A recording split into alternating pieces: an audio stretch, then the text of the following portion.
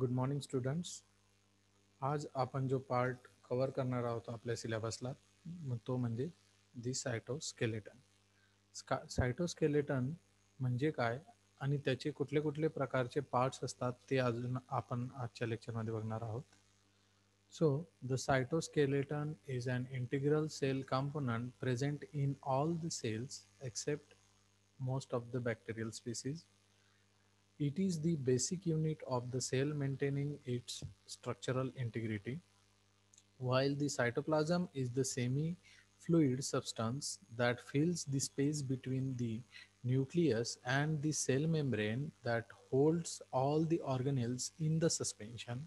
The cytoskeleton is what holds the organelles in place or moves them and aids in cell movement.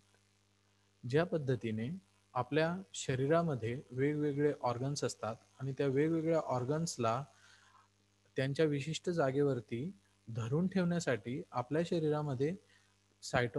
शरीरामध्ये देखील एक skeleton असतं जे हाडापासून तयार झालेलं असतं. ज्या पद्धतीने आपल्या शरीरामधले हाडं ही आपल्या शरीराला एक सपोर्ट असा क्रिएट करतात जेणेकरून आपल्या शरीरामधले जेवढे काही वेगवेगळे ऑर्गन्स आहेत ते सगळे नीटनेटक्या पद्धतीने त्यांच्या जागेवरती असतात. तशाच पद्धतीने सेलमध्ये देखील आपण मागच्या लेक्चरमध्ये बघितलं की वेगवेगळे सेल ऑर्गनेल्स असतात आणि ते सेल ऑर्गनेल्स हे त्या सेलमध्ये पेरिफेरल स्ट्रक्चर किंवा वेगवेगळ्या ठिकाणी हे प्लेस्ड असतात. आता सेल म्हटली म्हणजे सेल मेम्ब्रेनच्या आतमध्ये सायटोप्लाझम नावाचा एक फ्लुइड असतो आणि तो सायटोप्लाझम फ्लुइड सेमी फ्लुइड असतं ते.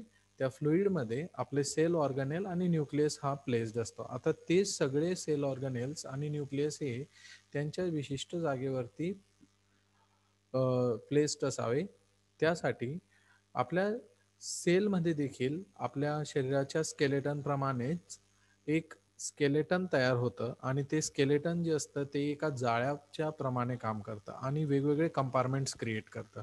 त्या कंपार्टमेंट्समध्ये आपले सेल ऑर्गनेल्स जे असतात ते त्या जागेवरती धरून ठेवलेले असतात किंवा फिक्स केले झालेले असतात आणि मग जी जागा उरते सायटोस्केलेटन आणि ऑर्गनेल्स आणि न्यूक्लियस फिल झाल्यानंतर जी काही जागा उरते त्या रिकाम्या जागेवरती हे सायटोप्लाझम जे असतं ते फ्लुइड फिल झालेलं असतं.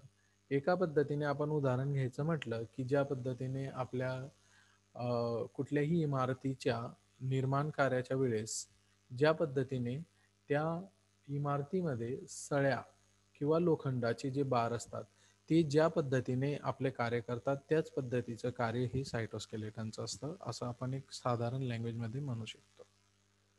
तर the cytoskeleton is made up of network of fibres composed of proteins within a cell's cytoplasm. तर हे सायटोस्केलेटन ज्या पद्धतीने आपल्या शरीरातलं स्केलेटन हे हाडापासून तयार झालेलं असतं असं मी म्हटलं त्याच पद्धतीने हे सायटोस्केलेटन जे असतं ते एका विशिष्ट प्रकारच्या फायबर्सने तयार झालेले असतात आणि हे फायबर्स जे असतात ते प्रोटीन्स पासून तयार झालेले असतात जे आपल्या सेलमध्येच प्रोड्यूस होतात. तर आपण इथं बघू शकतो की सेलला गरजेचे असे स्केलेटन निर्माण करण्यासाठी जे जे फायबर्स असतात किंवा ज्या प्रोटीन्स पासून ते तयार होतात ते प्रोटीन्स आपल्या सेलमध्येच प्रोड्यूस केले जातात. The term cytoskeleton refers to the filamentous structure themselves, which are composed of a set of proteins, each with their own shape and designation. Although it appears to be fixed, it is actually an ever changing dynamic configuration, with components regularly destroyed, repaired, or newly formed. आता हे cytoskeleton जे असतात त्याच्यामध्ये गरजेप्रमाणे हे fibres produce केले जातात आणि त्यांच्या रचनेनुसार त्यांना वेगवेगळ्या किंवा त्यांच्या रचनेनुसार आणि त्यांच्या कामानुसार त्यांना वेगवेगळ्या टाईप्समध्ये विभाजन केलेलं असतं. तर इथं तुम्ही बघू शकतात हे जे आहे हे एक जनरल सेलचं स्ट्रक्चर तयार करण्यात आलेलं आहे. त्याच्यामध्ये तुम्ही बघू शकता की सगळ्यात वरच्या भागात जे आहे ते म्हणजे आपला प्लाझ्मा मेम्ब्रेन. ठीक आहे. प्लाझ्मा मेम्ब्रेनच्या खाली मग एंडोप्लाझमिक रेटिक्युलम, मग हे तुम्हाला जे काही स्ट्रक्चर दिसतंय ना जाळ्यासारखं तयार झालेलं, this is nothing but the सायटोस्केलेटनचं part of the cytoskeleton. There are different type of protein fibers which compose the cytoskeleton, and this cytoskeleton holds the all the intracellular organelles. So the basic function of that is to impart the shape, cell shape. सेलला एक विशिष्ट प्रकारचा shape देण्याचं काम हे cytoskeleton करतं. It provides protection by resistance to deformation. त्या सेलला कुठल्याही वेगळ्या इम्पॅक्ट झाल्यामुळे त्याच्या स्ट्रक्चरल चेंज होण्याचा किंवा त्याला काही डॅमेज होण्याचा जो धोका असतो त्यापासून ते देखील बचाव करतं. It can actively contract deforming the cell and its environment, allowing cell to migrate. जेव्हा सेलला एका जागेवरनं आता युकॅरियोटिक सेल जर आपण म्हटली तर युकॅरियोटिक सेलमध्ये ठीक आहे ती एका जागेवरती फिक्स्ड असतात मल्टीसेल्युलर ऑर्गॅनिझम्समध्ये, परंतु काही सेल्स ज्या असतात त्या मुवेबल सेल्स असतात. तर त्या केसमध्ये हे जे फिलामेंट्स असतात हे आकुंचन आणि प्रसरण करण्याचं काम करतात, जेणेकरून ह्या सेल्समध्ये जी मुवमेंट आहे ती होऊ शकते.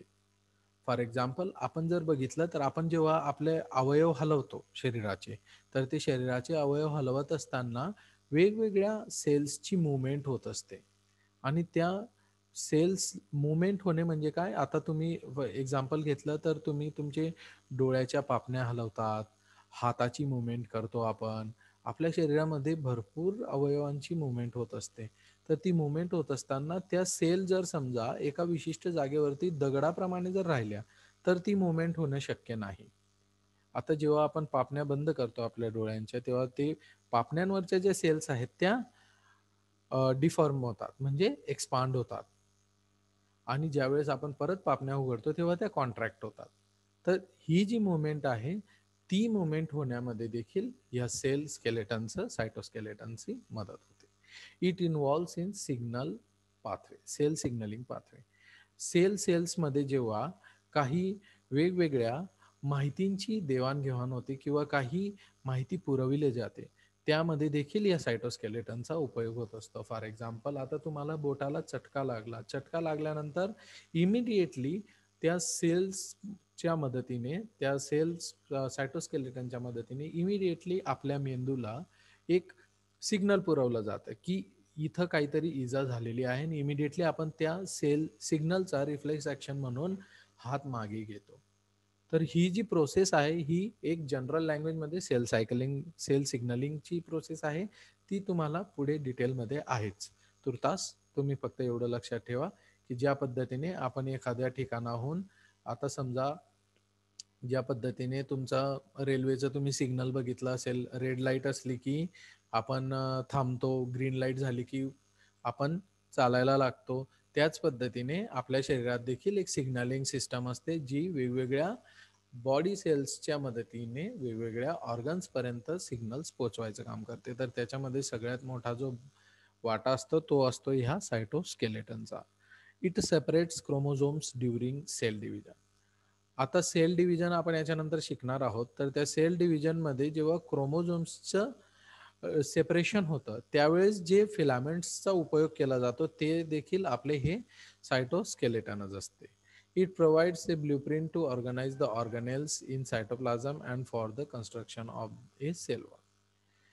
ज्या पद्धतीने यांची रचना झालेली असते सायटोस्केलेटनची, त्याचप्रमाणे त्या एका विशिष्ट पद्धतीच्या, ज्याप्रमाणे आपण घर बांधण्या अगोदर एक प्लॅन एका पेपरवरती बनवतो आणि त्या प्लॅनच्या नुसार आपण घरचं बांधकाम करतो, तशाच पद्धतीने ही सायटोस्केलेटन जे आहे ते आपल्याला सेल किंवा सेल वॉल कन्स्ट्रक्शन जेव्हा होत असतं त्यावेळेस ही सायटोस्केलेटन एका पद्धतीचं आपल्याला पूर्वरचना असलेलं आभास सेलला करवतं, ज्याच्याप्रमाणे सेल ही स्वतःचं कन्स्ट्रक्शन करत असते.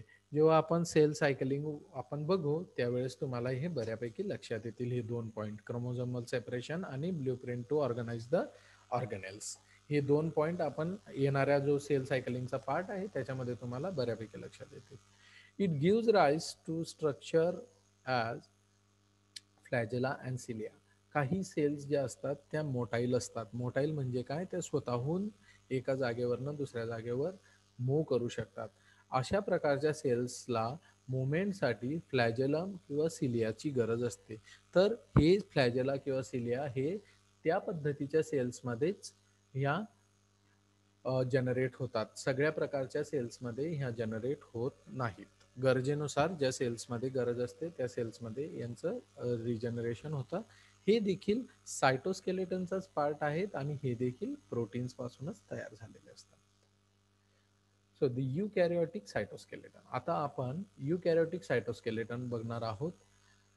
प्रोकॅरियोटिक cytoskeleton is recently discovered and unwise choice of the for a presentation. त्याच्याबद्दल अजून हवी तेवढी तुर्तास माहिती प्रोव्हाइड नाही, किंवा सायटोस्केलेटन जे आहे प्रोकॅरियोटिक सेलचं ते एवढं कॉम्प्लेक्स नसतं. त्याच्यामध्ये एवढं आपल्याला डिफिकल्टीज बघायला भेटत नाही. ते एक युनिक प्रकारचं असतं. त्या उलट eukaryotic cytoskeleton is made up of 3 structures, each with their own designation and function. मुळात युकॅरियोटिक सायटोस्केलेटन जर आपण बघायचा विचार केला तर त्यामध्ये 3 वेगवेगळ्या प्रकारचे आपल्याला स्ट्रक्चर्स बघायला भेटतात आणि ज्या तिघांना वेगवेगळे फंक्शन असतं. तर सगळ्यात पहिला प्रकार जो आहे सायटोस्केलेटन मधला प्रकार नाही, ज्या 3 प्रकारच्या वेगवेगळ्या फायब्रस बॉडीजला मिळून सायटोस्केलेटन तयार होतं. त्या 3 वेगवेगळ्या प्रकारच्या फायब्रस बॉडी म्हणजे मायक्रोफिलामेंट्स, इंटरमिडिएट फिलामेंट्स अँड मायक्रोट्युब्युल्स. तर ज्या पद्धतीने तुम्हाला नावावरूनच लक्षात येत आहे की मायक्रोफिलामेंट आणि इंटरमिडिएट फिलामेंट्स जे आहेत ते फिलामेंटस स्ट्रक्चर्स आहेत, जे एका प्रकारे ज्या पद्धतीने दोरीचं काम करतील, म्हणजे काहीतरी बांधून ठेवण्याचं काम करत आहेत. आणि मायक्रोट्युब्युल्स जे आहेत ते एका प्रकारे नळी जी असते आपली त्या पद्धतीने नळीसारखं काम करत असतात, हॉलो ट्यूब्स असतात. ऑब्विसली जर हे एक हॉलो ट्यूब आहे तर नक्कीच त्याच्या आतून काहीतरी प्रवाहित होणार आहे, काहीतरी एका जागेवरनं दुसऱ्या जागेवर ट्रान्सपोर्ट होणार आहे. तर याच्यावरनं आपल्याला लक्षात येईल की मायक्रोफिलामेंट आणि इंटरमिडिएट फिलामेंट जे आहेत ते काहीतरी बांधून ठेवण्याचं काम करणार आहेत, तर मायक्रोट्युब्युल्स जे आहेत ते काहीतरी वाहून नेण्याचं काम करणार आहेत किंवा ट्रान्सपोर्ट करण्याचं काम करणार. इथे तुम्ही बघू शकतात की ॲक्टिन फिलामेंट, मायक्रोट्युब्युल्स आणि इंटरमिडिएट फिलामेंट्स जे आहेत ते काय काम करतायत किंवा कुठं प्रेझेंट असतात. इथं तुम्हाला एक बेसिक स्ट्रक्चर लक्षात येणार नाही लवकरच, पण इथं जी ही पूर्ण बॉडी आहे ती म्हणजे एक सेल आहे आणि हा येलो कलरचा म्हणजे तुमचा न्यूक्लियस आहे. तर तुम्ही बघू शकता की ॲक्टिन फिलामेंट्स कुठं प्रेझेंट असतात, मायक्रोट्युब्युल्स कुठं प्रेझेंट असतात आणि इंटरमिडिएट फिलामेंट्स कुठं प्रेझेंट असतात. तर ॲक्टिन फिलामेंट्स हे आपल्या सेलच्या पेरिफेरल बॉडीला प्रेझेंट्स असतात, म्हणजे प्लाझ्मा मेम्ब्रेन किंवा सेल मेम्ब्रेन जवळ. प्लाझ्मा मेम्ब्रेनच म्हणायला लागेल, कारण आपण युकॅरियोटिक सेल शिकत आहोत, याच्यामध्ये सेल वॉल ही ॲबसेंट असते मोस्ट ऑफ द युकॅरियोट्समध्ये. तर प्लाझ्मा मेम्ब्रेन आपण जनरली शब्द वापरूया. प्लाझ्मा मेम्ब्रेनच्या खाली ॲक्टिन फिलामेंट्स हे एका प्रकारे सपोर्ट देण्याचं काम करतात. आता तुमच्या सेलचा जो शेप आहे त्या शेपला सपोर्ट देण्याचं काम करत आहेत. एका पद्धतीने आपण ज्या पद्धतीने घर बांधण्याच्या वेळेस लोखंडाची जाळी तयार करतो आणि ती जाळी केल्यानंतर मग त्याच्यामध्ये सिमेंट भरतो, तर ती जाळी जी आहे त्या सिमेंटच्या पार्टिकल्सला होल्ड करून ठेवते.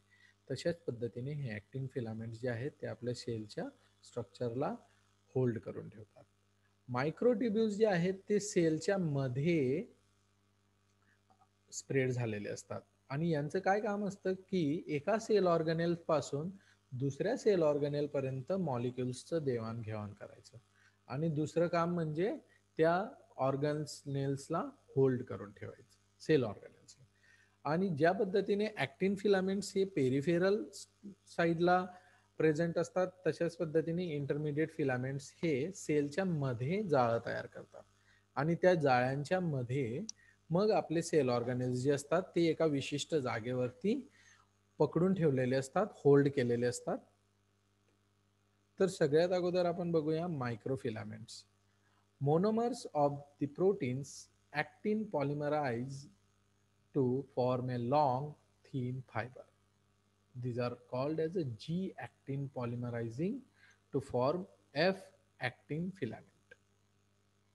These are about 7 nanometer in diameter and being the thinnest of the cytoskeletal filament are also called as the microfilaments.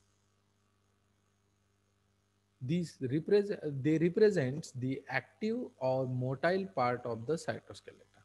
So here you can see the formation of the microfilament. Microfilaments जे असतात हे एक खूप बारीक धाग्याप्रमाणे असतात जे जी ॲक्टिन proteins जे असतात त्यांच्यापासून ॲडिनाइन मॉलिक्यूल जॉईंट होऊन मग एफ ॲक्टिन फिलामेंट्स तयार होतात.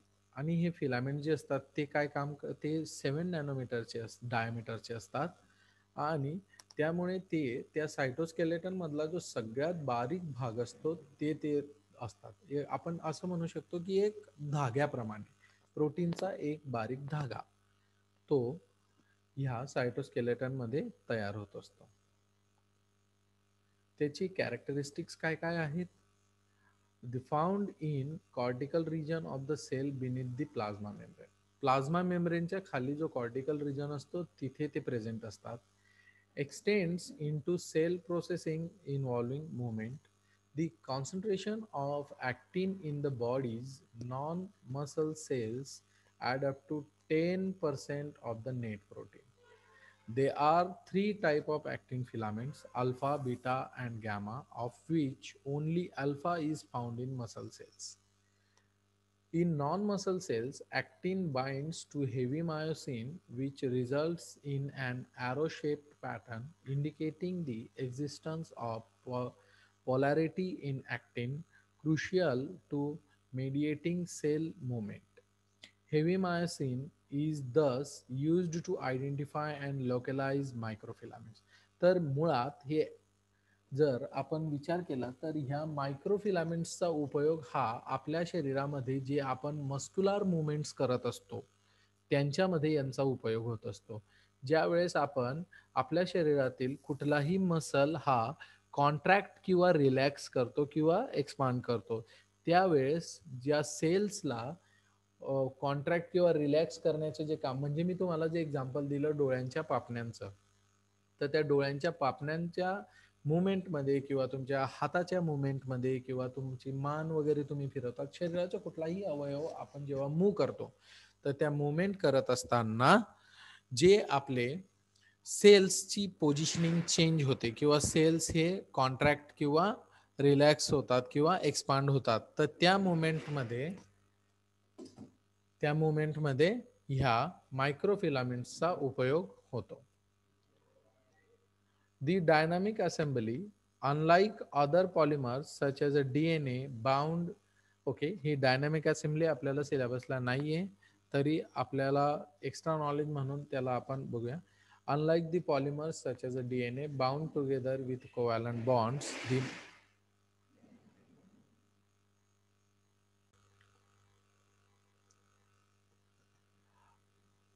unlike other polymers such as a DNA bound together with covalent bonds, the monomers of actin filaments are assembled by weaker bonds.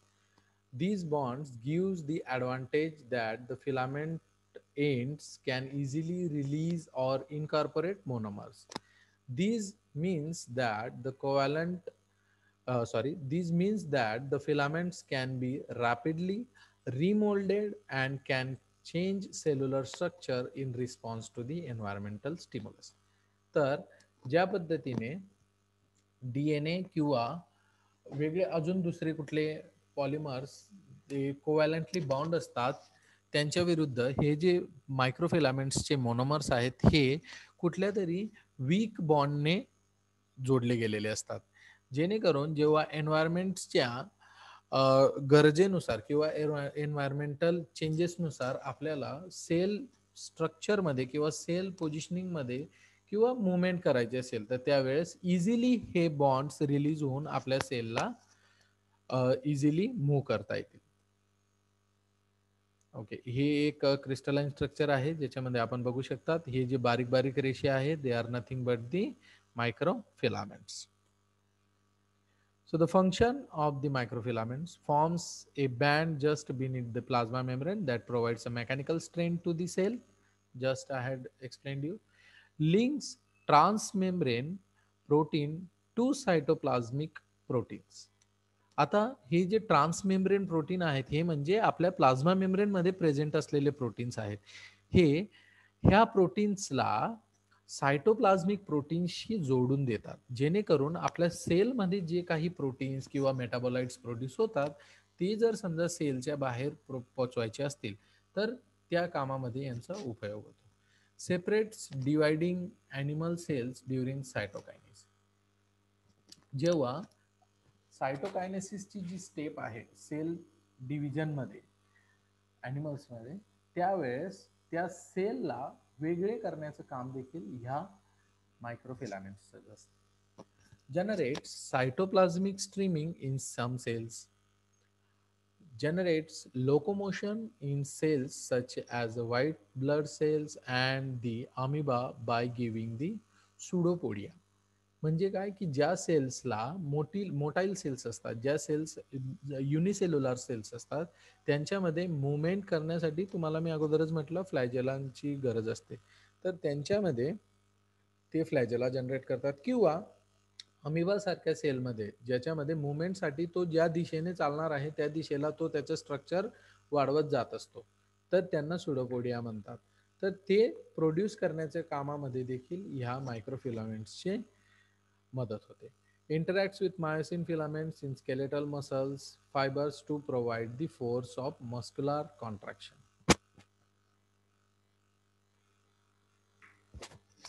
जेव्हा आपल्या मसल्सला आपण मूव्ह करतो तर त्या मसल्सला मूव्ह करण्याच्या वेळेस देखील या मायक्रोफिलामेंट्सची मदत होते. Also involves in movement associated with the furrow formation in cell division. हे सेल डिव्हिजन रिलेटेड जेवढे टॉपिक आहेत ते आपल्याला येणाऱ्या लेक्चरमध्ये बऱ्यापैकी क्लिअर होणार आहेत. दुसऱ्या प्रकारचा जो मॉलिक्यूल आहे तो म्हणजे intermediate filament. These are tough protein fiber in higher eukaryotic cells, mostly between 8 to 10 nanometer in diameter, named intermediate for their moderate size between smaller actin filament and massive microtubules. In animal cells, they are stable structures which compensate for the absence of cell walls. They can also be anchored between membrane for extra support.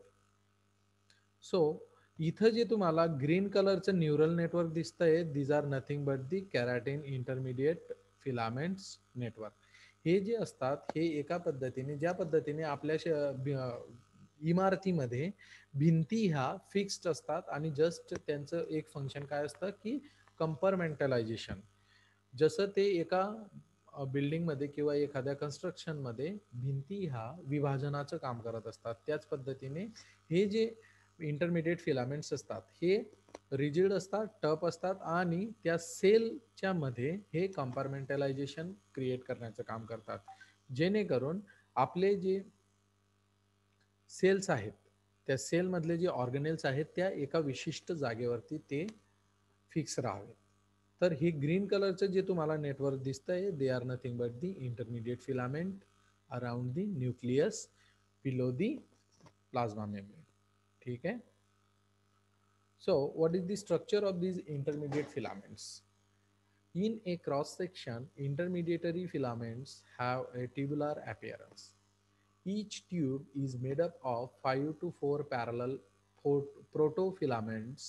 They are comprised of polypeptides from 40 to 130 kilodalton. All the intermediate filaments have a single common central region of around 310 amino acid residues forming extended helix with support interruptions. The domains at the terminal ends are non-helical and vary in size as a sequence per type. First of all मी तुम्हाला हे clear करून देऊ इच्छितो की आपण जे 3 वेगवेगळे घटक बघत आहोत सायटोस्केलेटनचे, हे तीनही घटक हे प्रोटीन्स पासून तयार झालेले आहेत. आणि प्रोटीन्स पासून जर तयार झालेले असतील तर त्यांचं बेसिक युनिट जे आहे ते नक्कीच अमायनो ऍसिडच असणार आहे. तर ह्या अमायनो ऍसिड्सच्या अमायनो ऍसिड्सच्या प्रेझेन्सला किलो डाल्टन ह्या युनिटमध्ये मोजलं जातं. एक पॉलीपेप्टाइड चेनमध्ये किती अमायनो ऍसिड्सचा प्रेझेन्स आहे ते जे एकक आहे ते एकक म्हणजे किलो डाल्टन. तर हे जे अमायनो ऍसिड्स आहेत, हे जे स्ट्रक्चरल फिलामेंट्स आहेत जे सायटोस्केलेटन तयार करतात, ते सगळेच्या सगळे अमायनो ऍसिड्स पासून किंवा आपल्या प्रोटीन्स पासूनच तयार झालेले असतात.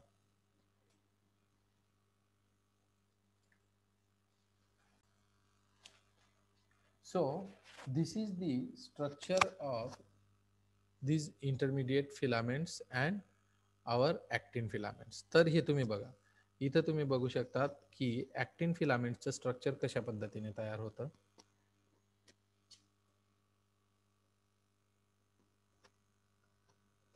इथे ऍक्टिन मोनोमर्स असतात. हे मोनोमर्स पासून एक ऍक्टिन फायबर तयार होतो आणि तो ऍक्टिन फायबर मग एकमेकांना जोडला जातो आणि जोडला जाऊन मग तो एक फिलामेंट तयार करतो. तर इथं तुम्ही बघू शकता हे फायब्रस सब युनिट आहे, याच्यामध्ये कुठलाही गॅप नाहीये.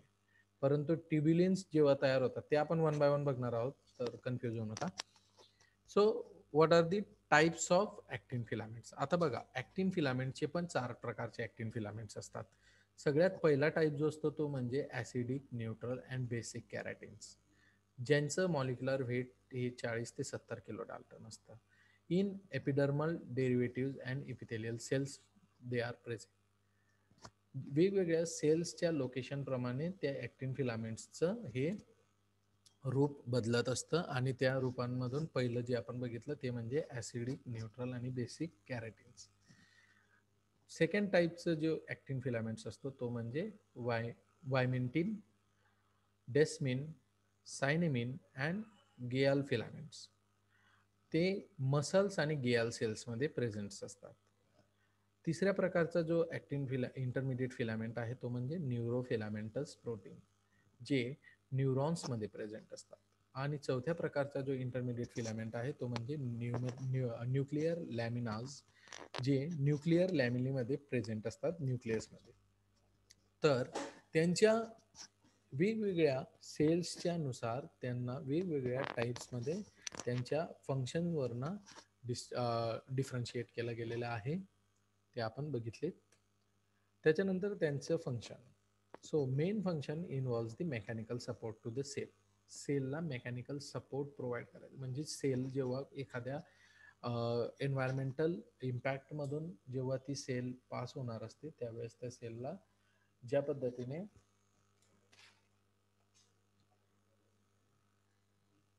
ज्या पद्धतीने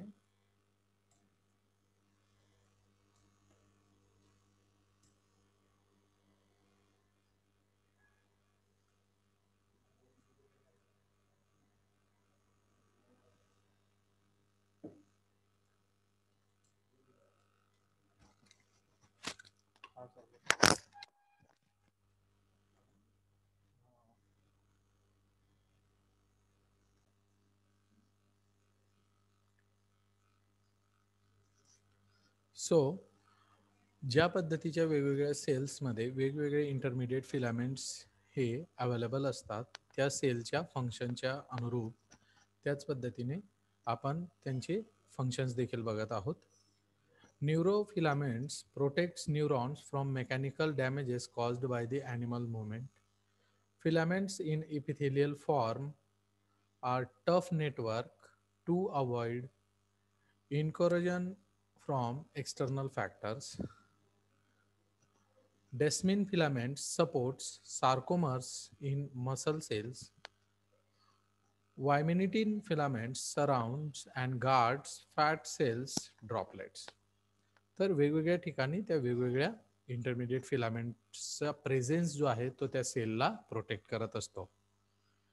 थर्ड पार्ट जो आहे सायटोस्केलेटनचा तो म्हणजे मायक्रोट्युब्युल्स.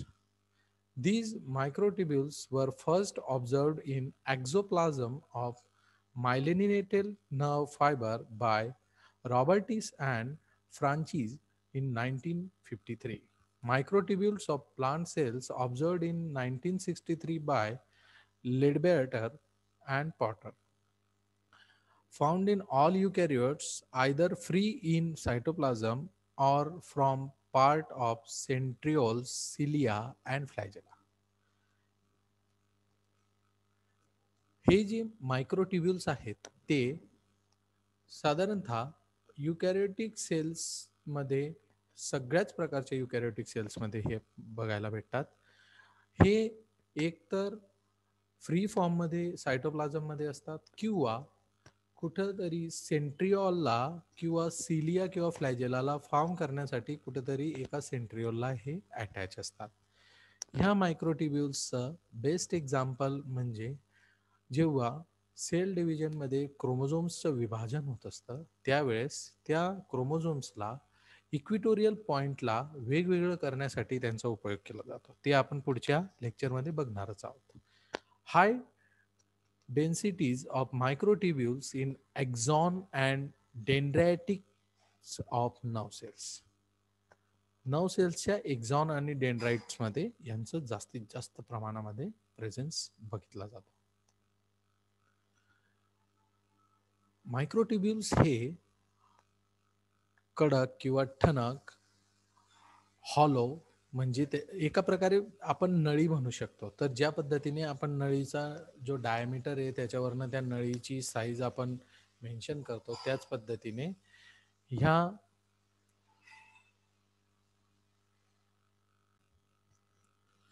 तर ज्या पद्धतीने आपण नळीचं डायमीटरवरनं त्याचा साईज आपण मेन्शन करत असतो त्याचप्रमाणे आपल्या ह्या मायक्रोट्युब्युल्सचा डायमीटर जो आहे तो 25 नॅनोमीटर इतका असतो.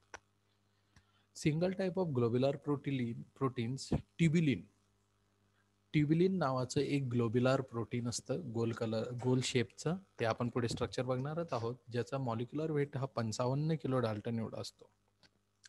त्या ग्लोब्युलिनचे 2 डायमर म्हणजे 2 जोड्या ज्या अल्फा आणि बीटा ट्युबिलिन ह्या नावाने ओळखले जातात त्यांचं प्रत्येकी मॉलिक्युलर वेट हे ज्याच्यामध्ये 450 अमायनो ॲसिड्स प्रेझेंट असतात.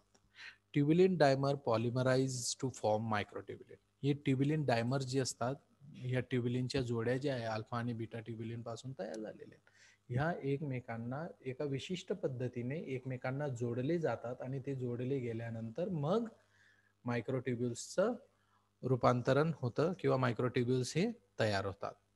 13 linear protofilaments around the hollow core. 13 polar structure of microtubules have two end. ज्यावेळेस ह्या मायक्रोट्युब्युल्सचं प्रोडक्शन किंवा फॉर्मेशन झालेलं असतं तेव्हा त्याच्यामध्ये 2 एंड्स असतात. पहिला म्हणजे तुमचा फास्ट ग्रोईंग जिकडनं तुमचं पॉलिमरायझेशन सुरू असतं त्या एंडला म्हणतात फास्ट ग्रोईंग एंड किंवा प्लस एंड. आणि दुसरा टोक जिथे पॉलिमरायझेशन हे खूप कमी प्रमाणात होतं त्याला आपण स्लो ग्रोईंग एंड किंवा मायनस एंड असं म्हणतो. Polarity helps to determine direction of movement. तर फास्ट ग्रोईंग एंड आणि स्लो ग्रोईंग एंडच्या मदतीने आपण त्या मायक्रोट्युब्युलची डायरेक्शन कुठे आहे ते आपल्याला लक्षात येते. ज्या पद्धतीने आपल्याला एखादा मॉलिक्यूल हा विशिष्ट ठिकाणाहून दुसऱ्या ठिकाणी जेव्हा ट्रान्सपोर्ट करायचा असतो त्यावेळेस या मायक्रोट्युब्युल्सचं जनरेशन होतं आणि एकदाचं त्या मेटाबोलाइटचं ट्रान्सपोर्टेशन संपलं की या मायक्रोट्युब्युल्स पण डिस्ट्रॉय होतात, डिसेंबल होतात. Under continuous assembly and disassembly in the structure. जे मी म्हटलं तुम्हाला initiation of microtubules assembly is done by gamma tubulin in centrosomes. म्हणजे गॅमा ट्युब्युलिन नावाचा जो प्रोटीन आहे तो ह्या ट्युब्युलिनच्या कन्स्ट्रक्शनला सुरुवात करतो. तर इथं तुम्ही बघू शकतात हे बघा हे जे आहे रेड कलरचे आपण त्यांना डेझिग्नेशन देऊया. रेड कलरचे म्हणजे आपले अल्फा आणि ग्रीन कलरचे म्हणजे बीटा ट्युब्युलिन. तर तुम्ही बघू शकता, हे बघा, ब्ल्यू कलरचे इथं बीटा ट्युब्युलिन आणि ग्रीन कलरचे अल्फा ट्युब्युलिन. तर हे डायमर्स जे आहेत, एक अल्फा एक बीटा असा एक डायमर असतो. तर हे डायमर एका विशिष्ट पद्धतीने एकमेकांना जॉईंट होतात. हे बघा, इथं तुम्ही बघू शकता ते स्ट्रक्चर. तर ते विशिष्ट पद्धतीने एकमेकांना जोडले जाऊन एक नळीसारखं स्ट्रक्चर तयार होतं. आणि त्या नळीमधून मग जो काही मॉलिक्यूल ट्रान्सपोर्ट करायचा आहे किंवा त्याचं जे काही काम असेल ते काम कम्प्लीट होऊन, मोस्टली यांचं काम हेच असतं की कुठल्या तरी मॉलिक्यूलला एका ठिकाणाहून दुसऱ्या ठिकाणी ट्रान्सपोर्ट करणे किंवा कुठल्या तरी मॉलिक्यूलला होल्ड करून ठेवणे. आता त्यांचं जे जनरेशन आहे, आता हा सेंट्रोझोम आहे. या सेंट्रोझोम मधून आता हे जे मायक्रोट्युब्युलिन्स आहेत यांचं जनरेशन, यांचं फॉर्मेशन सुरू आहे. तर आपण बघू शकतो की मायक्रोट्युब्युल्सचं प्रोडक्शन ज्या भागामध्ये सगळ्यात जास्त होतं त्याला म्हणतात प्लस एंड, आणि ज्या भागामध्ये त्याचं प्रोडक्शन किंवा त्याचं पॉलिमरायझेशन होत नाही त्या भागाला म्हणतात मायनस एंड किंवा slow end.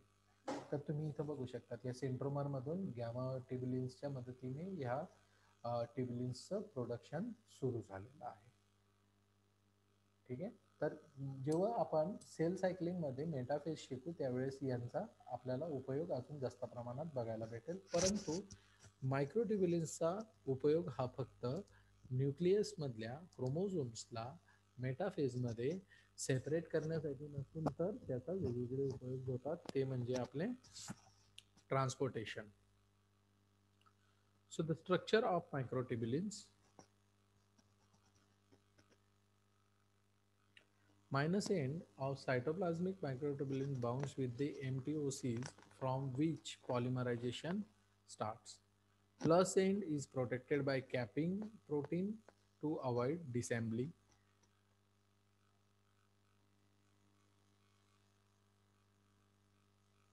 MAPs associated proteins with surface of microtubules.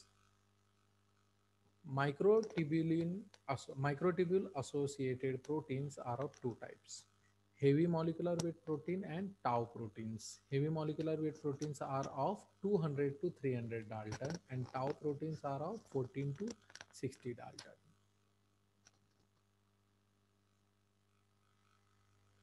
तर हे काही विशिष्ट त्याचे स्ट्रक्चर्स आहेत, ते तुम्हाला सिलेबसला एवढे डीपमध्ये नाही आहेत. तुम्ही जेव्हा MSc ला जाल किंवा तेव्हा तुम्हाला अजून त्याच्यामध्ये डीपमध्ये ते बघायला भेटेल. So the how the microtubules are formed. आपण बघितलं, मी तुम्हाला सांगितलं की मायक्रोट्युब्युलचे अल्फा आणि बीटा जे डायमर आहेत ते एकमेकांना बाइंड करतात.